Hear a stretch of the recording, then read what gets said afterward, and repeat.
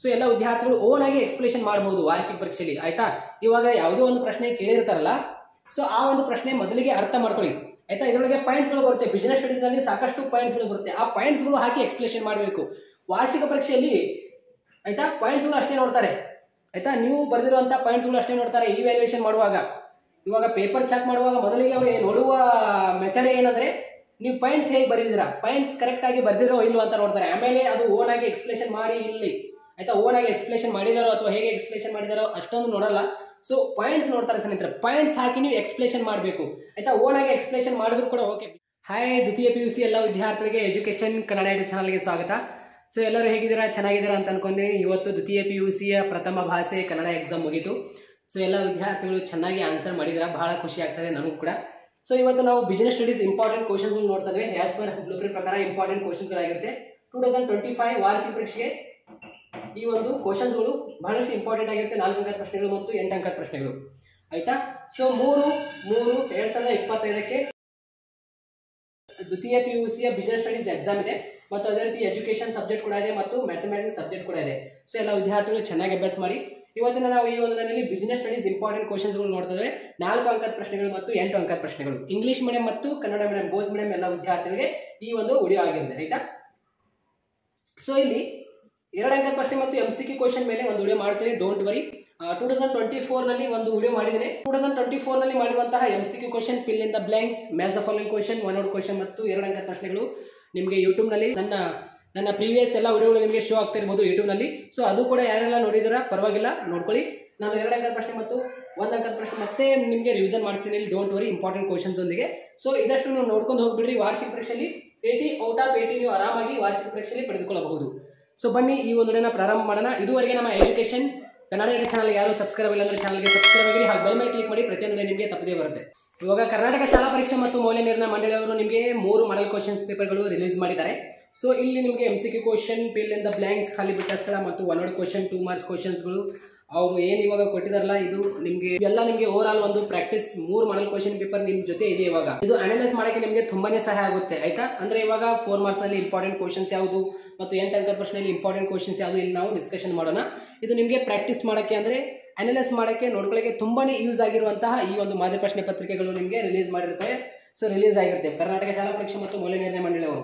So ಇವಾಗ ನಾವು business studies important ಕ್ವಶನ್ಸ್ಗಳು ನೋಡ್ತಾ ಇದ್ವಿ as per 2025 blueprint wise, ಆಯ್ತಾ. ಇವಾಗ 1ನೇ ಅಧ್ಯಾಯದಲ್ಲಿ ನಿಮಗೆ 8 ಅಂಕದ ಒಂದು ಪ್ರಶ್ನೆ ಮತ್ತು 2 ಅಂಕದ ಒಂದು ಪ್ರಶ್ನೆ ಕೇಳಲಾಗುವುದು, ಆಯ್ತಾ. 8ನೇ ಅಧ್ಯಾಯದಲ್ಲಿ ನಿಮಗೆ 8 ಅಂಕದ ಒಂದು ಪ್ರಶ್ನೆ ಮತ್ತು 2 ಅಂಕದ ಒಂದು ಪ್ರಶ್ನೆ ಕೇಳಲಾಗುವುದು. ಇಲ್ಲಿ ಇವಾಗ ನಾನು ಮೊದಲಿಗೆ 4 ಅಂಕದ ಪ್ರಶ್ನೆಗಳು ಡಿಸ್ಕಷನ್ ಮಾಡ್ತೀನಿ, ವೆರಿ ಇಂಪಾರ್ಟೆಂಟ್ ಕ್ವಶನ್ಸ್ಗಳು. ಆಮೇಲೆ 8 ಅಂಕದ ಪ್ರಶ್ನೆಗಳು ನೋಡೋಣ, ಇಂಗ್ಲಿಷ್ ಮೀಡಿಯಂ ಮತ್ತು ಕನ್ನಡ ಮೀಡಿಯಂ ಬೋತ್ ಮೀಡಿಯಂ ಎಲ್ಲ ವಿದ್ಯಾರ್ಥಿಗಳಿಗೆ. ಸೊ ಎಲ್ಲ ವಿದ್ಯಾರ್ಥಿಗಳು ನೋಟ್ ಡೌನ್ ಮಾಡ್ಕೊಳ್ಳಿ, ಇಂಪಾರ್ಟೆಂಟ್ ಕ್ವಶನ್ಸ್ ಆಗಿರುತ್ತೆ. ಮೊದಲಿಗೆ 4 ಅಂಕದ ಪ್ರಶ್ನೆಗಳು, ಆಯ್ತಾ. ಯಾವ ಅಧ್ಯಾಯ ಮೇಲೆ ನಿಮಗೆ 4 ಅಂಕದ ಪ್ರಶ್ನೆಗಳು ಕೇಳಲಾಗುವುದು ಅಂದ್ರೆ 2ನೇ ಅಧ್ಯಾಯ ಪ್ರಿನ್ಸಿಪಲ್ಸ್ ಆಫ್ ಮ್ಯಾನೇಜ್ಮೆಂಟ್, ಅಂದ್ರೆ ನಿರ್ವಹಣೆ ತತ್ವಗಳು. ಈ ಒಂದು ಅಧ್ಯಾಯ ಮೇಲೆ ನಿಮಗೆ 3ನೇ ಅಧ್ಯಾಯದಲ್ಲಿ ನಿಮಗೆ 4 ಅಂಕದ ಪ್ರಶ್ನೆ 2 ಕೇಳಲಾಗುವುದು ಅಲ್ಲಿ, ಆಯ್ತಾ. 2ನೇ ಅಧ್ಯಾಯದಲ್ಲಿ 4 ಅಂಕದ ಒಂದು ಪ್ರಶ್ನೆ. ಅದೇ ರೀತಿ 3ನೇ ಅಧ್ಯಾಯದಲ್ಲಿ ನಿಮಗೆ ಯಾವುದು ಬಿಸಿನೆಸ್ ಇನ್ವೈರ್ಮೆಂಟ್ ಅಂದ್ರೆ ವ್ಯವಹಾರ ಪರಿಸರ ಅಧ್ಯಾಯ ಮೇಲೆ ನಿಮಗೆ 4 ಅಂಕದ ಪ್ರಶ್ನೆ 2 ಕೇಳಲಾಗುವುದು, ಇಲ್ಲಿ 1 ಕೇಳಲಾಗುವುದು 2ನೇ ಅಧ್ಯಾಯದಲ್ಲಿ. ಅದೇ ರೀತಿ 4ನೇ ಅಧ್ಯಾಯ ಯೋಜಿಸುವಿಕೆ ಪ್ಲಾನಿಂಗ್ ಅಧ್ಯಾಯದಲ್ಲಿ ನಿಮಗೆ 4 ಅಂಕದ ಒಂದು ಪ್ರಶ್ನೆ. ಅದೇ ರೀತಿ ಸಂಘಟಿಸುವಿಕೆ ಅಧ್ಯಾಯದಲ್ಲಿ ನಿಮಗೆ 4 ಅಂಕದ ಪ್ರಶ್ನೆ ಇರಲ್ಲ, ಯಾವುದೇ ರೀತಿಯಲ್ಲಿ 8 ಅಂಕದ ಒಂದು ಪ್ರಶ್ನೆ ಇರುತ್ತೆ ಸಂಘಟಿಸುವಿಕೆ ಅಧ್ಯಾಯದಲ್ಲಿ, ಆಯ್ತಾ. ಅದೇ ರೀತಿ ಸಿಬ್ಬಂದಿ ನಿರ್ವಹಣೆ 6ನೇ ಚಾಪ್ಟರ್ ನಲ್ಲಿ ನಿಮಗೆ 4 ಅಂಕದ ಒಂದು ಪ್ರಶ್ನೆ ಇರುತ್ತೆ, ಸಿಬ್ಬಂದಿ ನಿರ್ವಹಣೆ, ಆಯ್ತಾ. ಅಂದ್ರೆ ಸ್ಟಾಫ್ ಸೆಲೆಕ್ಷನ್ ಅಧ್ಯಾಯದಲ್ಲಿ. ಆರ್ಗನೈಸಿಂಗ್ ಅಧ್ಯಾಯದಲ್ಲಿ ನಿಮಗೆ 4 ಅಂಕದ ಪ್ರಶ್ನೆ ಇರೋದಿಲ್ಲ, ಸೊ ಅಲ್ಲಿ 8 ಅಂಕದ ಪ್ರಶ್ನೆ ಇರುತ್ತೆ. ಇವಾಗ ಅದೇ ರೀತಿ ನಿರ್ದೇಶಿಸುವಿಕೆ, ಆಯ್ತಾ, ಡೈರೆಕ್ಟಿಂಗ್ ಈ ಒಂದು ಅಧ್ಯಾಯದಲ್ಲಿ ನಿಮಗೆ 8 ಅಂಕದ ಒಂದು ಪ್ರಶ್ನೆ ಇರುತ್ತೆ, 4 ಅಂಕದ ಪ್ರಶ್ನೆ ಇರಲ್ಲ. 8ನೇ ಅಧ್ಯಾಯದಲ್ಲಿ ನಿಮಗೆ 4 ಅಂಕದ ಒಂದು ಪ್ರಶ್ನೆ ಕೇಳಲಾಗುವುದು, ಆಯ್ತಾ. ನೋಡಿ 8ನೇ ಅಧ್ಯಾಯದಲ್ಲಿ ನಿಮಗೆ 4 ಅಂಕದ ಪ್ರಶ್ನೆ ಕೇಳಲಾಗುವುದು. ಹಣಕಾಸಿನ ನಿರ್ವಹಣೆ, ಆಯ್ತಾ. ಹಣಕಾಸಿನ ನಿರ್ವಹಣೆಯಲ್ಲಿ ನಿಮಗೆ ಯಾವುದು 9ನೇ ಚಾಪ್ಟರ್, ಆಯ್ತಾ. 9ನೇ ಚಾಪ್ಟರ್ ನಲ್ಲಿ ಹಣಕಾಸಿನ ನಿರ್ವಹಣೆ ಇಲ್ಲಿ 4 ಅಂಕದ ಒಂದು ಪ್ರಶ್ನೆ ನಿಮಗೆ ಕೇಳಲಾಗುವುದು. ಅದೇ ರೀತಿ ಮಾರಾಟ ಪ್ರಕ್ರಿಯೆ ಅಂದ್ರೆ ಮಾರ್ಕೆಟಿಂಗ್ ಈ ಒಂದು ಚಾಪ್ಟರ್ ನಲ್ಲಿ ನಿಮಗೆ 4 ಅಂಕದ ಪ್ರಶ್ನೆ 2 ಕೇಳಲಾಗುವುದು ಇಲ್ಲಿ, ಆಯ್ತಾ. 10ನೇ ಅಧ್ಯಾಯದಲ್ಲಿ. ಅದೇ ರೀತಿ 11ನೇ ಅಧ್ಯಾಯ ಯಾವುದು ಕನ್ಸ್ಯೂಮರ್ ಪ್ರೊಟೆಕ್ಷನ್. ನೋಡಿ ಕನ್ಸ್ಯೂಮರ್ ಪ್ರೊಟೆಕ್ಷನ್ ಅಂದ್ರೆ ಗ್ರಾಹಕ ಬಳಕೆದಾರ ಈ ಒಂದು ಅಧ್ಯಾಯದಲ್ಲಿ ನಿಮಗೆ 4 ಅಂಕದ ಒಂದು ಪ್ರಶ್ನೆ, ಆಯ್ತಾ. 1 2 3 4 5 6 7 8 9 ನಿಮಗೆ ಪ್ರಶ್ನೆಗಳು ವಾರ್ಷಿಕ ಪರೀಕ್ಷೆಯಲ್ಲಿ ಕೊಟ್ಟಿರ್ತಾರೆ. ನೀವು ಯಾವುದಾದ್ರೂ ಎಷ್ಟು ಉತ್ತರಿಸಬೇಕಾಗಿರುತ್ತೆ 4 ಅಂಕದ ಪ್ರಶ್ನೆಯಲ್ಲಿ, ನೀವು ಯಾವುದಾದ್ರೂ 6ಕ್ಕೆ ಉತ್ತರಿಸಬೇಕಾಗಿರುತ್ತೆ, ಆಯ್ತಾ. ಎನಿ 6 ಆಯ್ತಾ ಆನ್ಸರ್ ಮಾಡಬೇಕಾಗಿರುತ್ತೆ. ನೀವು ಎನಿ 6ಗೆ ಆನ್ಸರ್ ಮಾಡಬೇಕಾಗಿರುತ್ತೆ. 6 ಪ್ರಶ್ನೆಗಳಿಗೆ ಉತ್ತರಿಸಬೇಕಾಗಿರುತ್ತೆ. ಆಯ್ತಾ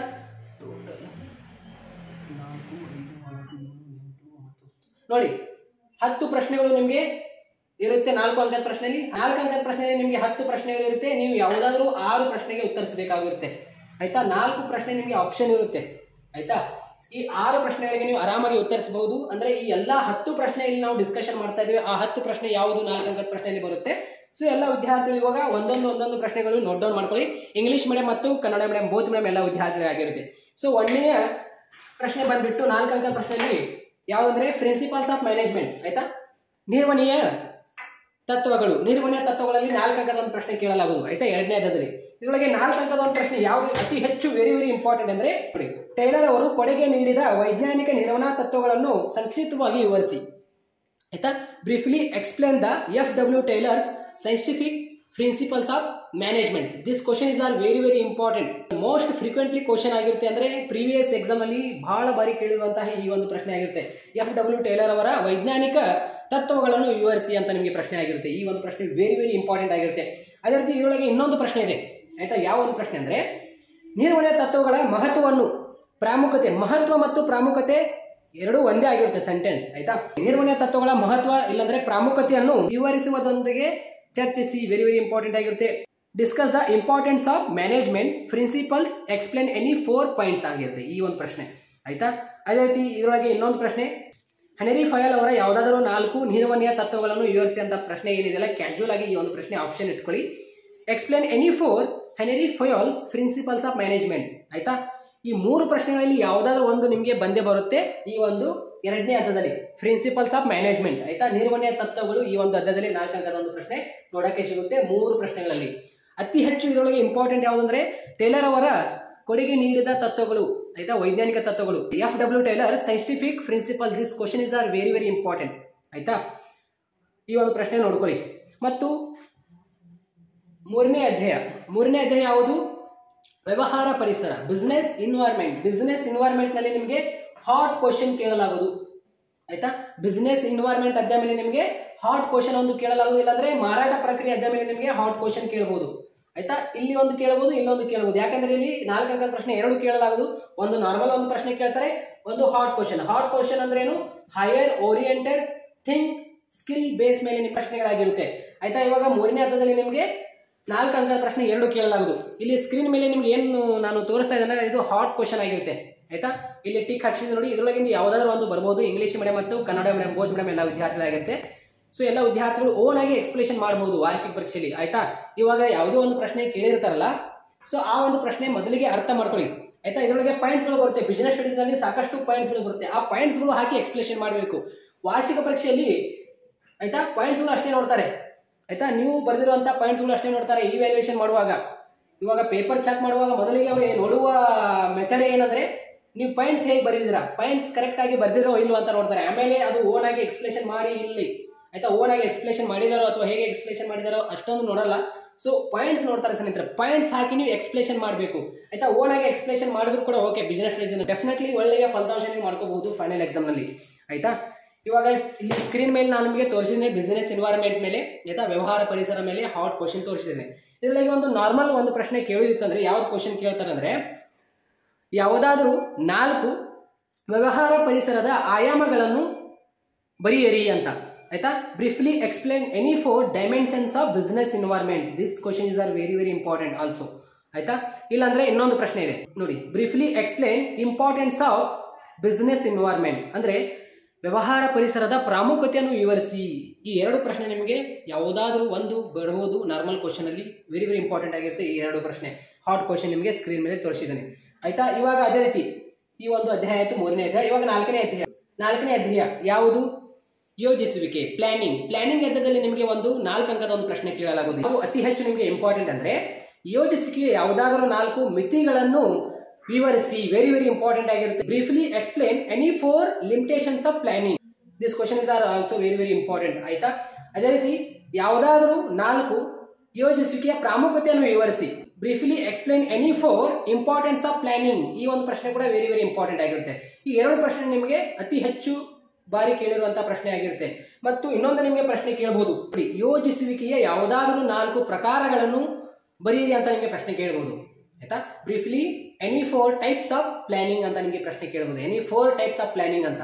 ಸೊ ಈ 3 ಕ್ವಶನ್ ಅಲ್ಲಿ ಯಾವ್ದಾದ್ರು ಒಂದು ನಿಮಗೆ ನೋಡೋಕೆ ಸಿಗುತ್ತೆ. ಬಟ್ ಹೆಚ್ಚಾಗಿ ನಿಮಗೆ ಲಿಮಿಟೇಷನ್ ಅಂದ್ರೆ ಮಿತಿಗಳೇ, ಯೋಜಿಸುವಿಕೆಯ ಮಿತಿಗಳು, ಆಯ್ತಾ, limitations of planning, this questions are very very important and importance of planning. ಯಾವುದಾದ್ರೂ 4 ಯೋಜಿಸುವಿಕೆಯ ಪ್ರಾಮುಖ್ಯತೆ, ಯಾವುದಾದ್ರೂ 4 ಯೋಜಿಸುವಿಕೆಯ ಮಿತಿಗಳು, ಆಯ್ತಾ, ವೆರಿ ವೆರಿ ಇಂಪಾರ್ಟೆಂಟ್ ಆಗಿರುತ್ತೆ. ಇವಾಗ 4ನೇ ಅಧ್ಯಾಯ ಆಯ್ತು. ಇವಾಗ 6ನೇ ಅಧ್ಯಾಯ ಸಿಬ್ಬಂದಿ ನಿರ್ವಹಣೆ, ಆಯ್ತಾ, ಸಿಬ್ಬಂದಿ ನಿರ್ವಹಣೆ, ಸ್ಟಾಫ್ ಸೆಲೆಕ್ಷನ್. ಈ ಒಂದು ಅಧ್ಯಾಯದಲ್ಲಿ ನಿಮಗೆ ಒಂದು 4 ಅಂಕದ ಒಂದು ಪ್ರಶ್ನೆ ಕೇಳಲಾಗುವುದು. 4 ಅಂಕದ ಪ್ರಶ್ನೆಗಳೊಳಗೆ ಯಾವುದು ಅತಿ ಹೆಚ್ಚು ನಿಮಗೆ ಇಂಪಾರ್ಟೆಂಟ್ ಅಂದ್ರೆ ಆಂತರಿಕ ಅಲ್ಲ ಆಂತರಿಕ, ಆಯ್ತಾ, ಆಂತರಿಕ ಮೂಲದ ನೇಮಕಾತಿಯ ಬಗ್ಗೆ ಟಿಪ್ಪಣಿ ಬರೆಯಿರಿ. ವೆರಿ ವೆರಿ ಇಂಪಾರ್ಟೆಂಟ್ ಆಗಿರುತ್ತೆ.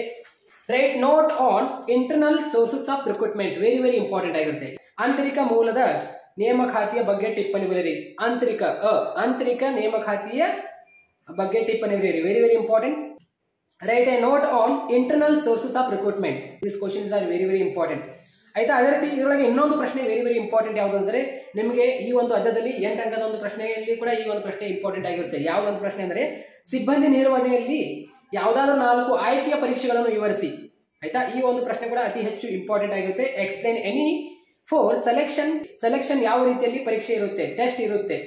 Any 4 test in personal management, ಆಯ್ತಾ, ಸಿಬ್ಬಂದಿ ನಿರ್ವಹಣೆಯಲ್ಲಿ ಇರುವ ಯಾವುದಾದ್ರೂ 4 ಪರೀಕ್ಷೆಗಳನ್ನು ವಿವರಿಸಿ, ವೆರಿ ವೆರಿ ಇಂಪಾರ್ಟೆಂಟ್ ಆಗಿರುತ್ತೆ. ಅದೇ ರೀತಿ ತರಬೇತಿ ಹಾಗೂ ಅಭಿವೃದ್ಧಿ ಚಟುವಟಿಕೆಗಳನ್ನು ಸಂಸ್ಥೆಗೆ ಹೇಗೆ ಪ್ರಯೋಜನಕಾರಿಯಾಗಿದೆ ವಿವರಿಸಿ, ವೆರಿ ವೆರಿ ಇಂಪಾರ್ಟೆಂಟ್ ಇದು ಕೂಡ.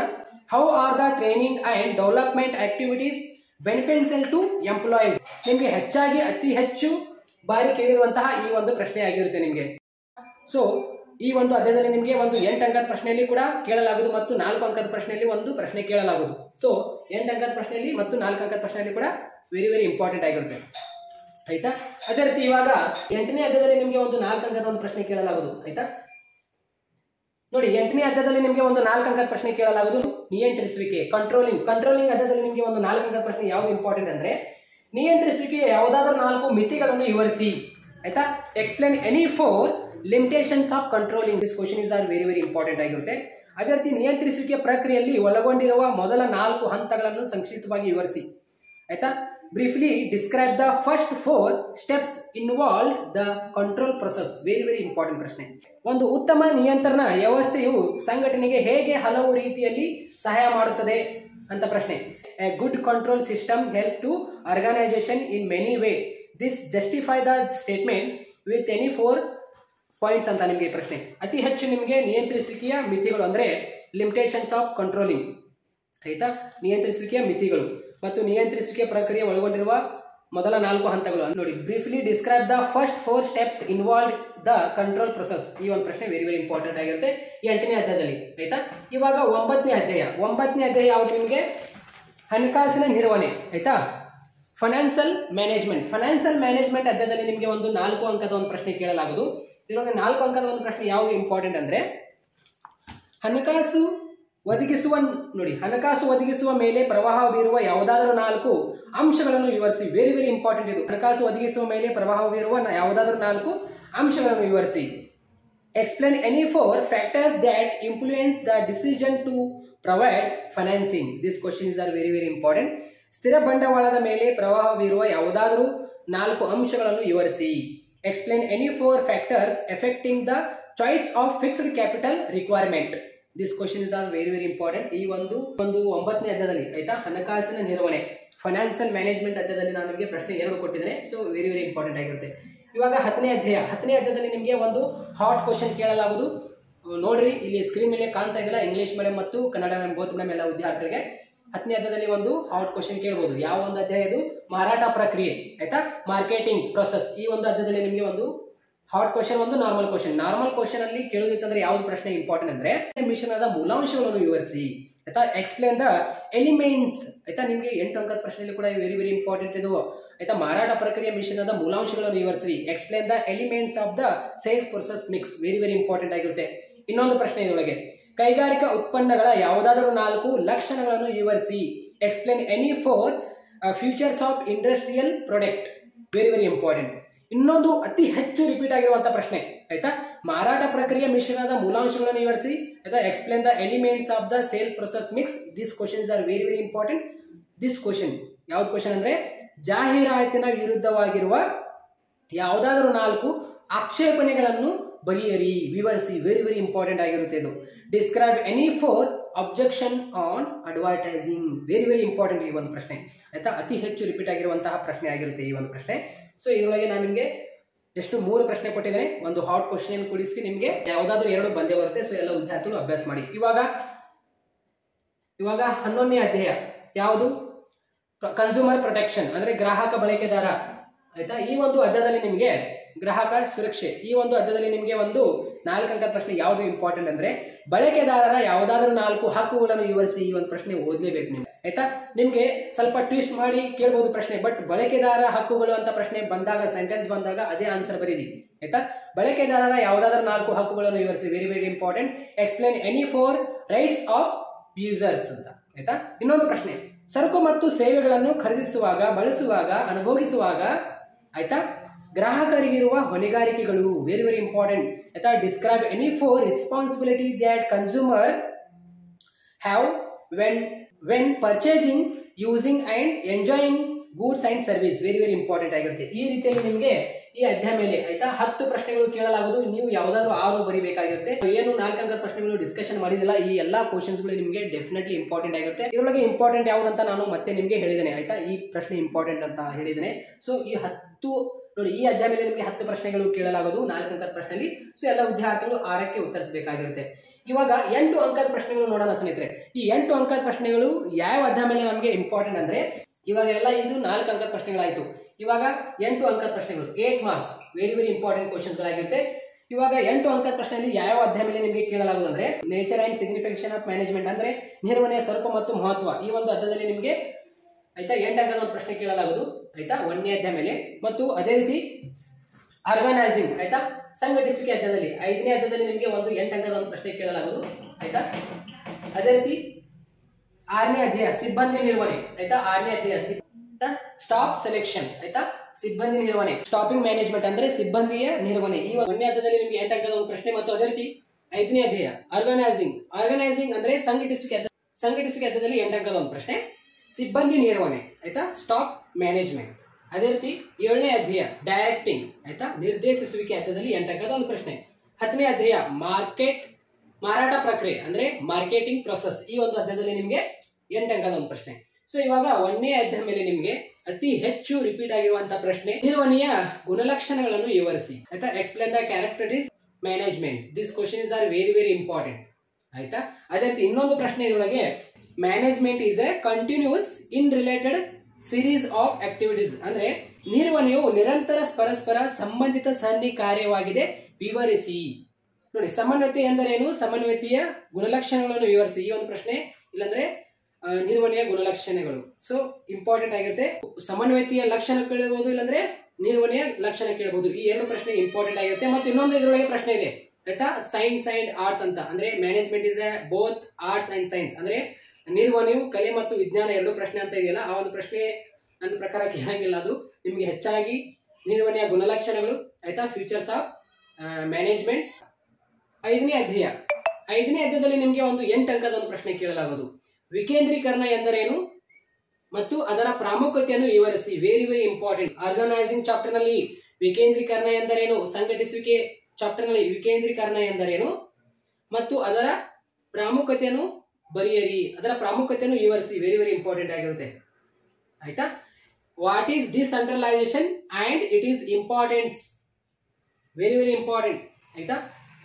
ವಿಕೇಂದ್ರೀಕರಣ ಎಂದರೇನು, ಅದರ ಪ್ರಾಮುಖ್ಯತೆಯನ್ನು ವಿವರಿಸಿ. ವೆರಿ ವೆರಿ ಇಂಪಾರ್ಟೆಂಟ್ ಆಗಿರುತ್ತೆ. What is decentralisation, it is importance, explain ಆಗಿರುತ್ತೆ ನಿಮಗೆ ಪ್ರಶ್ನೆ. ಅದೇ ರೀತಿ ಇವಾಗ ಇದರೊಳಗೆ formal and informal advantages and disadvantages, merits and demerits ಆಯ್ತಾ. ಮೆರಿಟ್ಸ್ ಅಂಡ್ ಡಿಮೆರಿಟ್ಸ್ ನೋಡ್ಕೊಳ್ಳಿ. ಫಾರ್ಮಲ್ ಅಂಡ್ ಇನ್ಫಾರ್ಮಲ್ ಅಂದ್ರೆ ಆರ್ಗನೈಸಿಂಗ್ ಔಪಚಾರಿಕ ಮತ್ತು ಅನೌಪಚಾರಿಕ ಅನುಕೂಲ ಮತ್ತು ಅನಾನುಕೂಲತೆಗಳು. ಪ್ರಶ್ನೆ ಕೂಡ ಕ್ಯಾಶುವಲ್ ಆಗಿ ಓದ್ಕೊಂಡ್ ಬಿಡ್ರಿ ಆಯ್ತಾ. ಇದರೊಳಗೆ ಇನ್ನೊಂದು ಪ್ರಶ್ನೆ ನಿಮಗೆ ಯಾವುದು ಇಂಪಾರ್ಟೆಂಟ್ ಅಂದ್ರೆ, ಸಂಘಟಿಸುವಿಕೆ ಎಂದರೇನು, ಸಂಘಟಿಸುವಿಕೆಯ ಪ್ರಾಮುಖ್ಯತೆಯನ್ನು ವಿವರಿಸಿ ಕೇಳಬಹುದು. What is organising, it is importance ಅಂತ ನಿಮಗೆ ಪ್ರಶ್ನೆ ಕೇಳಬಹುದು. ಸೊ ಈ ಒಂದು ಪ್ರಶ್ನೆ ನೋಡ್ಕೊಳ್ಳಿ. ಕಾರ್ಯಾತ್ಮಕ ರಚನೆ ಎಂದರೇನು, ಅದರ 3 ಅನುಕೂಲ ಅನಾನುಕೂಲ ವಿವರಿಸಿ ಅಂದ್ರೆ ಬರೆಯಿರಿ. What is functional structure, it is 3 advantages and disadvantages. Casual ಆಗಿ ಓದ್ಕೊಳ್ಳಿ. ನಿಮಗೆ ಇದರೊಳಗೆ ಅತಿ ಹೆಚ್ಚು ಇಂಪಾರ್ಟೆಂಟ್ ಪ್ರಶ್ನೆ ಯಾವುದಂದ್ರೆ ವಿಕೇಂದ್ರೀಕರಣ ಎಂದರೇನು ಆಯ್ತಾ, ಅದರ ಪ್ರಾಮುಖ್ಯತೆ. What is decentralisation, it is importance. ಅದೇ ರೀತಿ ಸಂಘಟಿಸುವಿಕೆ ಎಂದರೇನು, ಸಂಘಟಿಸುವಿಕೆ ಪ್ರಾಮುಖ್ಯತೆ, ಇದು ಕ್ಯಾಶುಯಲ್ ಆಗಿ ನೋಡ್ಕೊಳ್ಳಿ. What is organising, it is importance. 5ನೇ ಅಧ್ಯಾಯ ಆಯ್ತು. ಇವಾಗ 6ನೇ ಅಧ್ಯಾಯದಲ್ಲಿ ನಿಮಗೆ 8 ಅಂಕದ ಒಂದು ಪ್ರಶ್ನೆ. ಯಾವುದು ಇಂಪಾರ್ಟೆಂಟ್ ಅಂದ್ರೆ ಸಿಬ್ಬಂದಿ ನಿರ್ವಹಣೆಯ ಪ್ರಕ್ರಿಯೆಯಲ್ಲಿ ಅನುಸರಿಸುವ ವಿವಿಧ ಹಂತಗಳನ್ನು ವಿವರಿಸಿ ಅಂತ ನಿಮಗೆ ಪ್ರಶ್ನೆ. So explain the various steps followed personal management process, ಈ ಒಂದು ಪ್ರಶ್ನೆ ಆಗಿರುತ್ತೆ. ಇದರೊಳಗೆ ಇನ್ನೊಂದು ಪ್ರಶ್ನೆ, ಯಾವುದಾದ್ರೂ 8 ಬಾಹ್ಯ ಮೂಲ ನೇಮಕಾತಿಗಳನ್ನು ಪಟ್ಟಿ ಮಾಡಿ ಹಾಗೂ ಈ ಮೂಲಗಳು ಪ್ರಾಮುಖ್ಯತೆಯನ್ನು ತಿಳಿಸಿ ಅಂತ ನಿಮಗೆ ಪ್ರಶ್ನೆ ಕೇಳಬಹುದು ಆಯ್ತಾ. ಈ ಒಂದು ಪ್ರಶ್ನೆ ನಿಮಗೆ ಅತಿ ಹೆಚ್ಚು ಇಂಪಾರ್ಟೆಂಟ್ ಆಗಿರುತ್ತೆ.